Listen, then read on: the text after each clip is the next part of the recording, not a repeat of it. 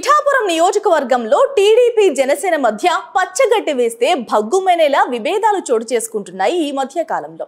అయితే పవన్ తాజా పిఠాపురం పర్యటనతో ఆ విభేదాలన్నీ సద్దుమణిగాయని అనుకునే లోపే మరో చిక్కు వచ్చిపడింది. పిఠాపురంలో 100 కోట్ల రూపాయల విలువైన అభివృద్ధి పనులకు డిప్యూటీ సీఎం పవన్ కళ్యాణ్ శంకుస్థాపన చేశారు. ఎన్నో దశాబ్దాల నుంచి పిఠాపురం ప్రజలు 100 పడకల ప్రభుత్వ ఆసుపత్రి కోసం ఎదురు చూస్తున్నారు. అయితే నిన్న ఆ బృహత్కర కార్యక్రమానికి పవన్ కళ్యాణ్ శంకుస్థాపన చేశారు.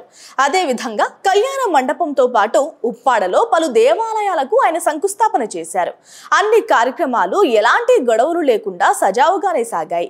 కానీ ఒకే ఒక్క విషయంలో పిఠాపురం వర్మకు అవమానం జరిగింది.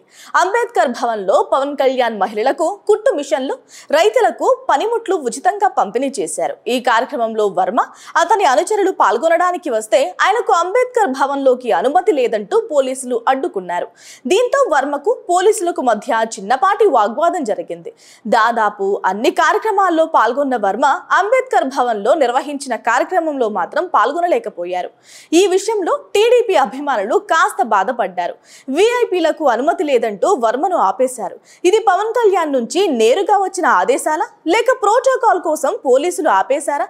ప్రతి కార్యక్రమంలో వర్మని తన వెంట పెట్టుకుని వెళ్లిన పవన్ ఈ ఒక్క కార్యక్రమానికి ఎందుకు వద్దంటున్నారు? ఖచ్చితంగా ఇది పోలీసుల పని అంటున్నారు పవన్ అభిమానులు. ఆ ఒక్క విషయంలో వర్మ అసహనం చూపించినప్పటికీ ఆ తర్వాత పవన్ ఆయనకి ఇచ్చిన ప్రాధాన్యతకు వర్మ చాలా సంతోషించారు.